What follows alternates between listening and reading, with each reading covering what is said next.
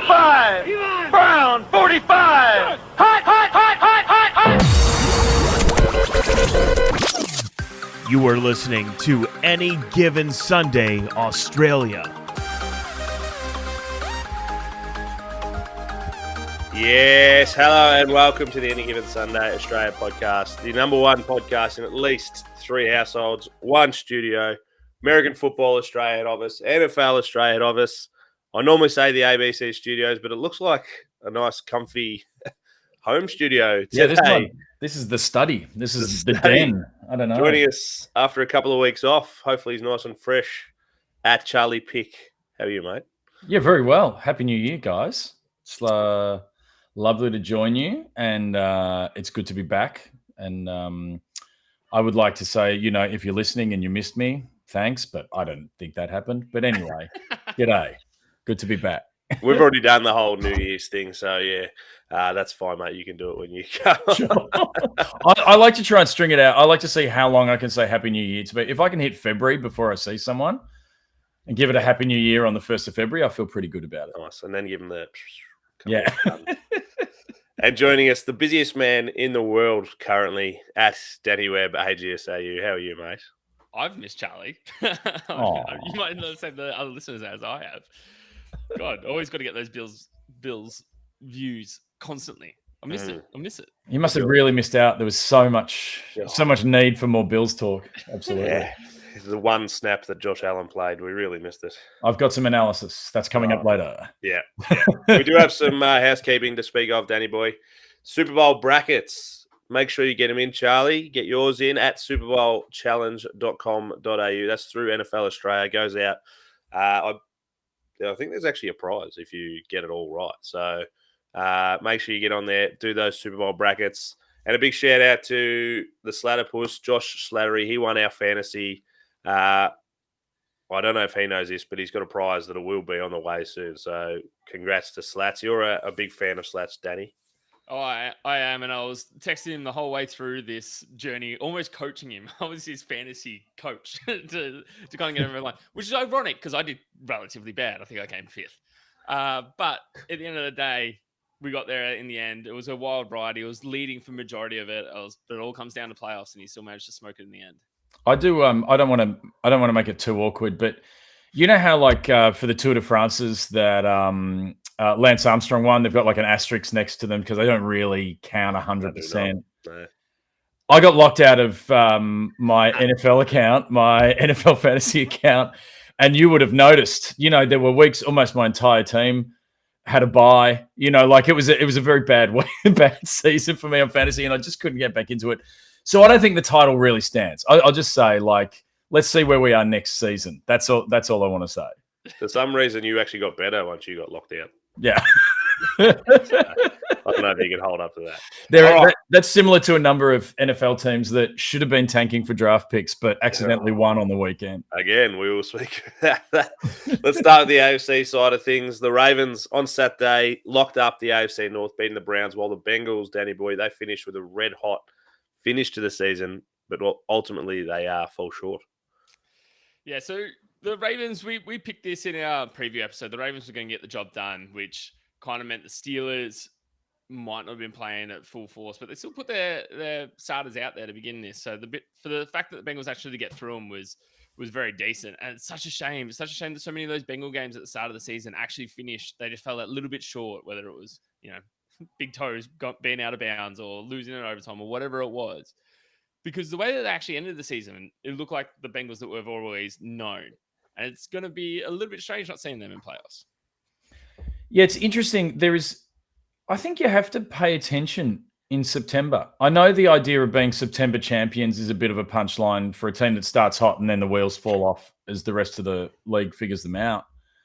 But you think about the way they ran into the season. They couldn't lock down a deal with Chase. T. Higgins ended up on a franchise tag. Burrow, once again, didn't have a great preseason heading into the season. And it's cost them a few times now. The fact that they are not ready at the start of the season, and it feels like a management issue before the season starts. And it's easy to say, it's September, everyone's finding their feet. But if you start the way they started, it's very hard to just scrape through at the end of the year when it's very competitive, particularly in the AFC, where you have a look. There's a bunch of teams that have made the playoffs, and then there's a few other teams that could have contended, could have made things difficult. That doesn't include the Dolphins. I don't think they can push anyone, to be honest. But they need to play a full season and have the team ready to go at the start of the 2025 season. And it is a waste of talent like Chase and Burrow and Higgins. And you have to ask, do they come back? Burrow's been pretty vocal about saying he wants them all back and that he wants the deals done, and he doesn't like the fact that they're not paying their stars. But there's no guarantee that it's any better at the start of 2025. T. Higgins definitely looks like he's gone out. Under the Burrow reign, they've never started well. They've always started, 2 and 3 or 1 and 3, and you can see that how the Chiefs go about it. You lock up that number 1 position, then you rest people and start playing shit. Mm. Well, that's the aim of the game, isn't it? It's go into the playoffs fresh and healthy as possible. I think a lot of this has to do with the Cincy ownership. Realistically, there's notoriously known for not being a good ownership group and getting stuff done and not signing deals. It would create such a poor environment in the locker room. Absolutely, especially when you, like you said, right up until week 1 or week 2, we didn't even know if Jamar Chase was going to be playing. Try and lock away those stars and actually play together. Like you say, with the ownership, it's almost like the ownership had a playbook. They just would get high draft picks quite regularly because the Bengals were no good. But then all of a sudden they hit on Burrow and they hit on Chase. And then they make a Super Bowl. And then it's all, oh no, we have to be a real football team now. We actually have to start thinking about what happens when you have elite players on your team and you start making Super Bowls. Speaking of a good ownership, the Broncos have come out and they've dominated the Chiefs. It was the Chiefs twos, admittedly. I don't think they had any starters out there by the way they were playing. But surely Danny Boyd is a good confidence booster for Bo Nix heading into Buffalo. Your favorite player and favorite team, Bo Nix, had got the job done and it ensured that they were going to those playoffs, which I love. Because what did you pick him? 3 and 12. Whatever. Yeah. Whatever it was. You had him finishing last. I'm pretty sure you said they were going to get the number 1 draft pick. Yeah, I did. Nothing could be better for me than the fact that they made the playoffs. With this, though, we touched on this, but I reckon it's 100% true that the Chiefs did not want the Bengals in no matter what. What a way to let them in, not let them in, by losing to the Broncos. Charles, have you ever seen a 15-1 team not score?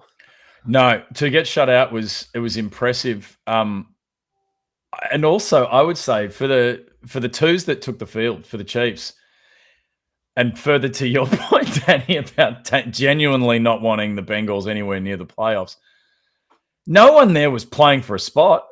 There was no one that was playing for their opportunity come playoffs time. It was like, no, I'm a practice squad guy and I'll die a practice squad guy. I know my role. Yeah. I will play it to the best of my ability. It's proper Blue Mountain State where all he wants to do is redshirt. Yeah. Because you still get all the glory. And at the end of the day, you're going to get that ring. And you're going to say in 5 years' time, you're going to say, yeah, I was a multi-Super Bowl champion. And then in 10 years' time, you're going to be like, yeah, I started.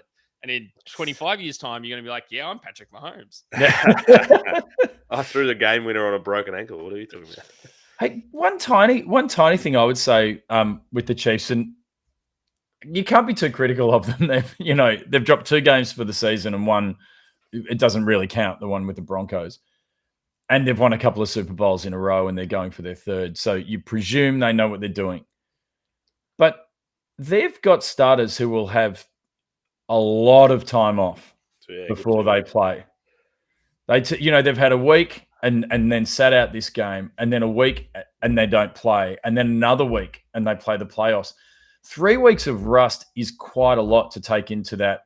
When it's one and done, that is some high pressure. That's that I think puts a little bit more pressure on a Chiefs who, yes, they found a way to win all season, but it's not like their offense was ticking over 40 points at all. 30 points. Yeah, 30 was a big deal for them, And the 2 teams, the 2 losses were both the Broncos as well. which is like wild. No, So it's on that. What, Nah, what, nah, nah. what are you One talking of, about? There's a the team in Bills. Western New York that beat Bills, them. the Bills. Oh, it's the blocked field goal. They should have had 3 losses. Yeah, Sorry, that's should have true. They lost should have had the 3 Bills. losses. The Bills. Anyway, and the Broncos should have been that blocked field goal. Anyway, the Chiefs for their next week that they're actually going to be playing, they're either going to be facing the Chargers or the Texans. If you're coming off 3 weeks of what we're saying, rest or rust, if realistically, well, let's say the Chargers get through, it's probably not necessarily a team you want to be facing with that amount of rest. There's a chance. There's a It's chance the lowest that place, yeah. yeah, there's a chance actually that the Chargers could get out quickly. Do you know what I mean? I don't like the Texans. I think are an odd rabble. Like I just don't think they've got the horses on the paddock, and I think people are a bit wise to Stroud. We've talked about that before.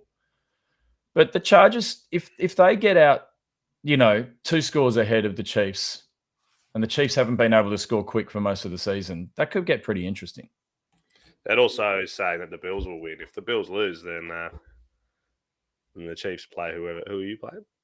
Broncos. We've got the Yeah. Broncos. Oh, and then back to the Broncos. That'd be bloody delicious. That's and I think the Broncos would relish that opportunity. And like you said, over here, I feel like in Australia, there's a lot of don't mess with form kind of, especially 2 weeks. Like you said, that's a long time between drinks.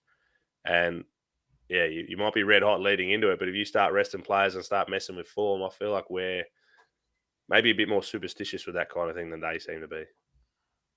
It's possibly true, and I think you would have to say that the NFL, say compared to the AFL, the way that injuries impact on a team's performance is just so incredibly pronounced. And so you're carrying in a bunch of players that are banged up. All that rest is good, and they will love it.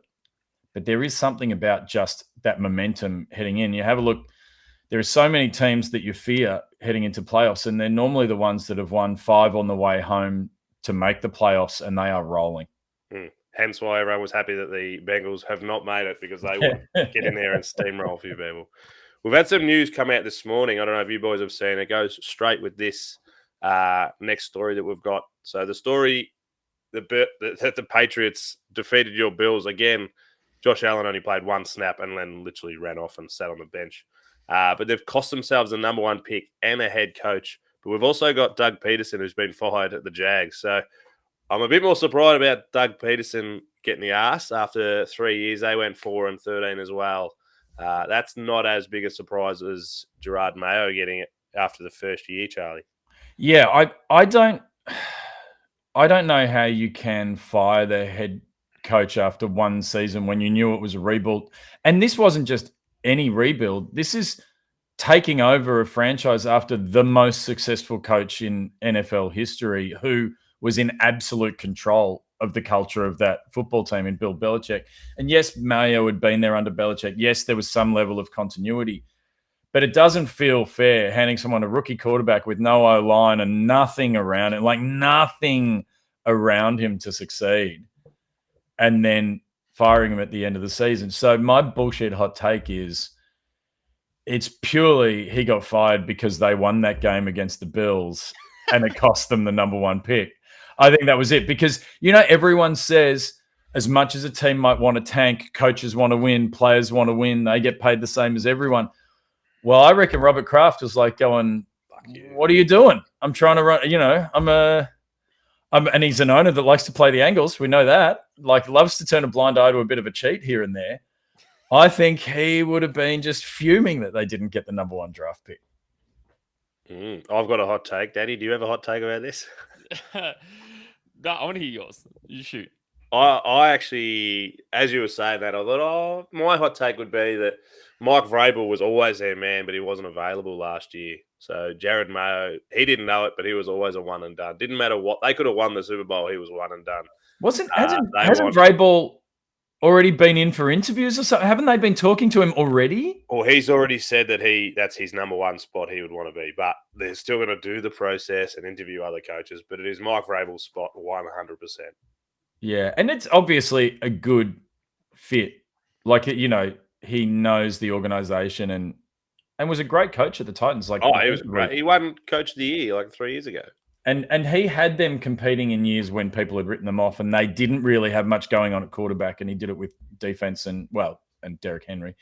But yeah, I think it's good for the Patriots. I think, I will say that I was happy that the Pats beat us and didn't get the number 1 pick because literally did they're in the division with us. So, but we'll see how we go. It's like, oh, well, as an AFC East kid, it's just nice to see them struggle. I enjoy it. It is good. Do you have a hot take, Danny, or are you just happy to sit on ours? I'm just happy to sit on both of yours. Like exactly what you're saying.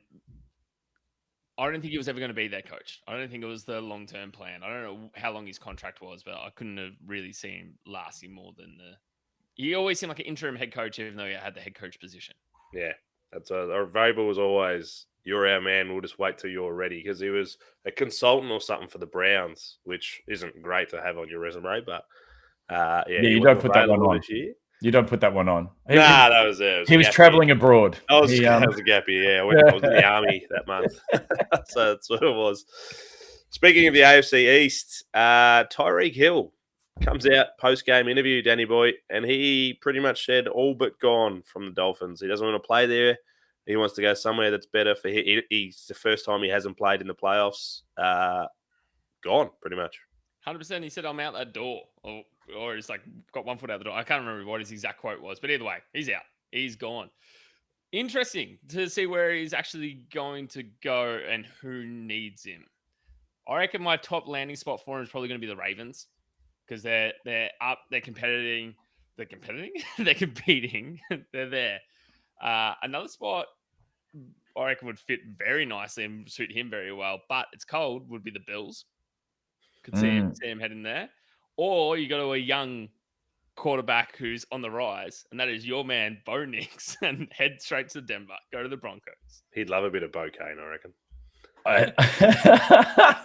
I think he would like the Broncos. You have a look. Cortland Sutton has had an incredible season at the Broncos. You can imagine Tyreek Hill licking his chops and saying, imagine what I could achieve, in that system and doing that. I think he fits a bit culturally, fits a bit better at the Ravens than the Bills. I'm not 100% sure how he would. The idea of him catching long balls from Josh Allen is a really nice idea, but there is something. I'd be very surprised if the Bills didn't try to sign Amari Cooper at the end of the season to a longer deal because of a cultural fit. And there is just, and it's an interesting thing, and maybe you read too much into it, but the Bills have equaled the highest number of receivers to catch a touchdown in NFL history. And the idea of post Stephon Diggs not having egos in the receiver room and everyone being workhorses, I'm not sure how Tyreek Hill fits into that, particularly if he's just walked away from a team, really, because read between the lines of what he said. He said, they're not good enough for me, not anything else. Yeah, it was essentially he didn't want a QB2 passing to him the whole season. He was saying he had a real shot at Tua being like, well, you're not going to be healthy for a whole season. I don't want to play with you. Do you think, you say the Broncos, how do you think he would go with a Sean Payton kind of led team, Danny? Yeah, so this could be the downfall, couldn't it? Because like a hard, tough coach, I don't know, and an older coach as well. I don't know if that's really, really going to suit him. Well, could you say though, just on that point, Andy Reid is the boss of bosses running the Chiefs, and he played his best football there. But he was a rookie that came in, so do you think maybe not as ego driven then? Yeah, he hadn't polled number one player in the NFL as Tyreek did last year. I don't think he'll poll number one again this year. Nah, maybe he's. How many arrest warrants does he have? Maybe he needs to get out of Miami. Too many kids, something like that. But then if he does that, if he's actually on the lam, it means he can't play away games against the Dolphins because he'll get arrested at the stadium. Yeah, he can't go back into the state. He did play pretty well that day. He got arrested. So yeah, that's true. Yeah. I don't know. Something to look into. Let's move to the NFC side of things, Danny boy. And I don't know if you guys saw this. I watched this live. It was incredible to see Mike Evans get his 1,000 yards for the 11th straight year in a row and send the Bucks into the playoffs. It was incredible because they'd scored with 2 minutes to go. Everyone knew, the whole stadium knew that he needed 5 more yards to get this 1,000 yards. And then Bucky Irving went and scored. You can see Baker Mayfield kind of put his hands on his helmet at the background. But they were able to get a stop and had 38 seconds to go, drew up a play. He got his fire, ended up with 8 yards, got 1,004 or something like that. And the whole crowd went crazy. Sends the Bucks to the playoffs. It was incredible to watch, Danny boy. 11 years, isn't it? 11 times straight. Like, that is insane. And the fact that sent them to the playoffs, I think, well, with the Falcons losing later on, like it was done anyway. But they didn't know that at the time. So the fact that they got to send him to the playoffs, like what a way to get that 1,000 yard. And he joined the greatest wide receiver, Jerry Rice, doing so, Charles. Yeah, it's an incredible record. And that 2014 draft too, if you ever look back at it, there are teams that took, well, the Bills took Sammy Watkins 3 spots ahead of Mike Evans. Just imagine if you'd had that volume of production for 11 seasons out of Mike Evans. Like that's, you can build an offense on that. That's an absolute workhorse the whole time. It's an incredible achievement. I have to say the last week of the season, I love writing the bonuses. I love knowing what bonuses are on offer. It's almost like you've bet on the game without risking money. There are some nice surprise outcomes. Evans got $3 million in bonuses for that, which is for the last play of the game for 9 yards. That's good work if you can get it. I think the biggest winner on the day, unless I'm mistaken, was Geno Smith, who got $6 million in contract incentives, which is some great work. And I would like to just tip my hat to the stingiest franchise going around. Having a ship out. And I would just say that Jerry Jones, after the Cowboys game, said that he was not aware that Cooper Rush would have gotten $250,000 as a bonus if he was a starter on the day, if he was active. Not even starting, just if he was active. He was rested, got no bonus. And just given how bad it is living in Dallas and working with the Cowboys at the moment, that felt particularly mean-spirited on the weekend. That was definitely, he knew. He can't, I just wasn't sure. He's across everything. He knows all the X's and O's. He knows every single thing that is going on there. So he definitely knew that he was going to get, save some cash by not playing him. I'm just looking towards the future, you know. And Danny boy, speaking of looking towards the future, you mentioned that other game, the Atlanta game. Penix Jr. versus Bryce Young, an overtime thriller in the end. A sign of a big future to come for both of those boys. Yeah, well, each team is finally believing that they've found their QB to take them on their long-awaited playoff journey. Both teams, I think their last playoff appearance was 2017. So it's been a long road. It's been a long road. So by the time, if they do make it next year, like 8 years, it's a long, long drought. And no one would have thought that Bryce Young would have accounted for 5 touchdowns earlier in the season when he got benched. In total, let alone in one game.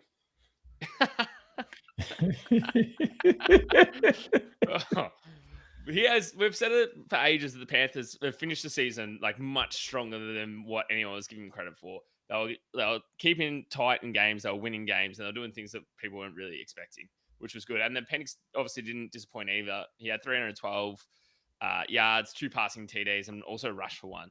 And it was like an overtime thriller in week 18 when both teams, especially when it went to overtime, knew they weren't making the playoffs. Incredible. It's interesting looking at Bryce Young and where he is at and where the Panthers got to towards the end of the season. It reminds me, I am not for a second comparing them to the Detroit Lions and what they have done to turn it around, but losing is a culture and you have to learn to win as a habit. Like you have to establish a new habit of winning. And some quarterbacks never do it. Some teams never do it. But you have a look at what the Panthers did this season, and they turned it around from our habit is losing, that psychologically we don't know what it feels like to win anymore, to really having a winning mentality and competing, and particularly to do it in overtime when, like you say, a playoff berth isn't on the line. There's no way that your life is going to be different other than you win instead of lose. And that's a very interesting cultural shift for the Panthers going forward. Huge for especially Bryce Young. You saw he was a broken young man at the start of the season. The fact that he can come out and play the way he has, realistically, I reckon the last probably 6 weeks he's been not the worst quarterback going around. So, yeah, I think there is some signs for what has been a pretty dismal kind of place to be for quite some time, since Cam Newton left, really. So some signs for the Panthers that maybe they can sell tickets for more than $5. And they might have actually had to make some money, which would be interesting. Danny boy, I know you have to leave us. Like I said, you are the busiest man in the world, but I want you to go out on a high. You'll be happy with this one, mate. The Commanders sealing the 6th seed with a win, while the Bears ended an 11-game Packers drought. Go on, mate. This is what you wanted to talk Go about. Bears! Honestly, this was poetic, the way that this finished, because you shit on the Bears more than you shit on the Broncos, and that was pretty hard to do for you at the start of the season. You've shit on the Bears forever. Since we started this podcast, before this podcast, the Bears is literally your most hated franchise going around. And the fact that they finally broke that drought, also dropped you in seeding in the playoffs, couldn't have been better. And even better than that, the script writers have helped out the Any Given Sunday podcast, because it's a little podcast battle we got going on. The Eagles versus Packers in the wild card round, which we'll 100% be having some form of watch party for. 100%. We have the AGS Bowl in the first week of the playoffs, which is huge. We actually have a bowl set up, ready to go. It's sent over there. The winner will host at the end of the game, which is good for them. You're right, Danny boy, getting them the win. They needed it more than us, by the sounds of it. Josh Jacobs had 6 touches. Jordan Love got one little hit on the elbow and didn't play the rest of the game. So we should have still won. Realistically, it came down to the very 53 seconds. We kicked a field goal. We get another first down. We can take it down to zeros. So wasn't our best game. Wasn't our best coached game either, which doesn't lead well for us going into the playoffs. But I imagine we're going to do the exact same thing we did last year and be the second 7th seed that's beaten the 2 seed. Right behind us last year when we did it to the Cowboys. So I look forward to this week. You're going into a well-rested, healthy Eagles team playing at home. Yeah. We did the same thing with the Cowboys on a 14-game win streak at home. And what happened to them? That's the Cowboys. That is a completely different organization. Same division. It's pretty much the same team. I'm pretty sure Dak's going to come out for you boys. That's how I feel. Anyway, I'm out of here. Eagles are going to win. Fly, Eagles, fly, baby. Yeah, same, mate. All right, Charles. Me and you take it over for the rest of the day. A big game, Packers versus Eagles, but we will get into that. A bigger game that we finished on this weekend. I don't need to hear any more about the Packers, mate. So we'll move straight on. The Vikings, I think they copped a little bit of a punch to the jaw and didn't quite. They stumbled a bit. They didn't get up, and the Lions went on to steal the number 1 spot. It was interesting, and I've got a macro observation about this game and some decisions that were made about the strategy. I would say the overall strategy for the Vikings, who I think all season have been coached extremely well, and they have absolutely maximized what they've got and played well above what a lot of people anticipated. But I think the big difference in this game, or what really shifted it, it was tight in the first half, and the Vikings had more opportunities, but they could not score in the red zone. They had, I think at one point, they went for it on 4th down a number of times in the red zone, going for it and couldn't get it. I think there was one point where they got like 1 touchdown from 8 shots in the red zone or something like that. There was 11 snaps inside the 11 snaps in the red zone, yeah. And didn't score. And that was it. It was, you could almost see, you could see, first of all, the defense of the Lions have been depleted, who have just had, the run home has been so cruel with injuries for them. They really started to believe in what they were doing, because they just kept getting stops and they were getting stronger and stronger. And you could see the confidence kind of drain from the Vikings, who were confident right up until they were within about 9 yards of the end zone. Yeah. And then it just started to bleed away, and you could see that the really all the Lions had to do at that point was convert their opportunities, and they did. They really started to score almost at will in that second half in particular, and the Vikings never really got it back. The macro observation I have is the Vikings are a team who went for it on fourth down twice for the whole season, and then they went for it on fourth down twice in the first half against the Lions. And going for it on fourth down, that's a Lions thing. That's a Dan Campbell thing. He's always going to do it. His philosophy is he backs his players. That's not the brand of the Vikings. That's a different brand of football. It's a different approach. And it just suggests a little bit that the Lions, like the Vikings, were trying to play to the Lions. Whereas, and I don't mean to drop the Bills into every conversation I have, but as one of the only teams that beat the Lions this year, the Bills came in and played the Bills, and they just outscored the Lions while they were playing the Lions. And I think you're at that point in the season where you can tailor a game strategy to your opposition, particularly with defense. You can really try to have a situational attitude that applies to the opponent that you've got in each playoff run. But at this point in the season, you've established your identity. You have to be true to your identity and play that. If you are trying to change who you are now, it's not going to work for you. And I think that appeared to be where they came unstuck the Vikings for me. 100%. It became a battle of the fourth downs, and you're doing it, like you said, against a team that thrives on it. And the fact that they stopped them 2 in a row, and realistically 3 in a row, because the middle one they went, we're 7 yards, we'll kick a field goal. So they were feeding on the fact. They had plenty of shots and they got stopped. That was literally losing the will. Like you said, depleted on defense, but they fed on the fact that they were like, you can't beat us in the 4-down game. Like, we'll keep throwing it there. And the cornerback position, safety position, that's where they're really hurting in the Lions. So I know they've lost a couple up front, but getting Anzalone back was huge. And he was massive at covering TJ Hawkinson as well and getting in the face. So they just said, literally, like I said, they're going to punch you in the face. We're going to get to you.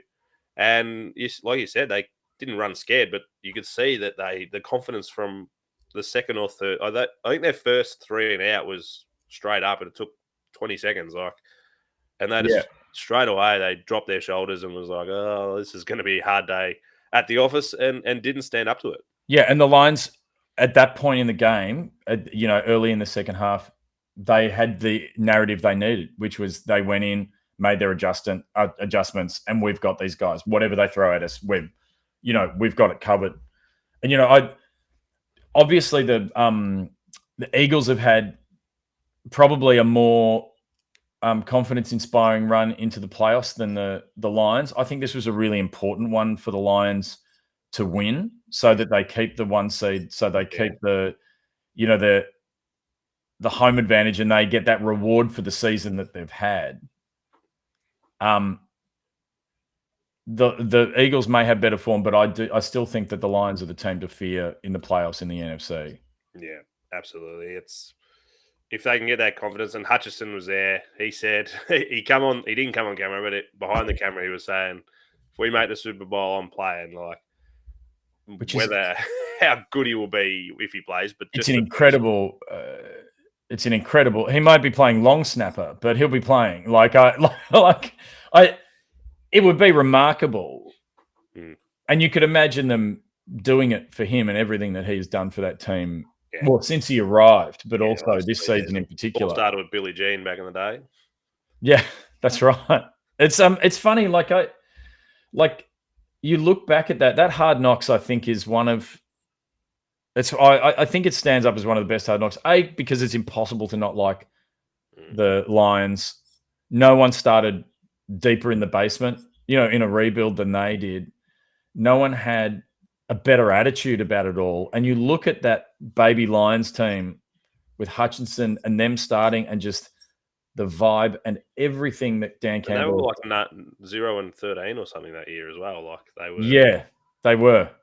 But it was amazing what Dan Campbell did to get them to believe in what they were doing. And also what you would say is their OC and DC, are doing that as well. Like the command of the game that they have, and the fact that they would both just walk into head coaching opportunities if they weren't so committed to the Lions winning. It's hard not to love them. And you look back at that journey, and it's been a great ride. That said, you know, I still won't be happy if the Bills lose to them in the Super Bowl. I was about to say, It's still going to be dreadful. you should bring the Bills into it. Yeah, but it's you know, it's been a great ride, and it's hard not to root for them on the NFC side. Present company excluded, obviously. How confident are you about your Packers now going into the playoffs? Yeah, realistically, we're probably 12 months, 2 years away. We're still very young on offense, especially. But look, we can shake things up. Hopefully, it's hard, isn't it? Because everyone would have said last season when you made a great run in the playoffs, you know, up to the playoffs and deep into the playoffs with Jordan Love, just that was a bit soon. You know, like that was too early. Like you were a year early. You can't keep saying that anymore. Though. Not when you've got when you've got the youngest offense going around, though. Yeah. But the good thing about a young offense is they bend more than break their bones. Yeah. You know, they have no scars. A bit more. You're right. Yeah, I mean, it's interesting. I still think that they are dangerous on any given Sunday. Yeah, absolutely. And I think we can shake things up. And if we get the confidence, we can run with it. So, look, I do like our odds against the Eagles this week. Danny Boy won't be happy to hear that, but they only just beat us, and we were. It sounds stupid to say, we were pretty banged up in week 1. So down in Sao Paulo. So yeah. Look, we're every chance. You got to be on the paddock to win it. So yeah, it's going to be the Bears are. It's going to be very interesting to see. It's I do think the Eagles are beatable. Yeah, and we will talk about that definitely. We're starting to ramble a bit, so we'll wrap it up. Well, it's just good to catch up. Yeah, that's it. We will be out. It's a Sunday game, so it'll be Thursday, Friday, one of those 2 days. We'll have our preview episode prime ready to go. We're into the season's finished. The regular season's finished, which is weird to say. But yeah, it feels like it went way too quickly this season. Yeah, it went way too quick. It definitely went faster for some reason. I'm almost not ready for playoff football. Like I haven't mentally prepared myself yet. You've got a week to be ready. Yeah. I'm a bit banged up, but I'll be right. You'll be right. Yeah, suck it up. So. All right, mate. Good to have you back, and we'll see you later in the week for the preview. Cheers. Great to see you. Good man. That was a good one. Sorry, you were right. Did get rambly at the end there. Yeah, no, we always do at the end. I've got to figure out a way to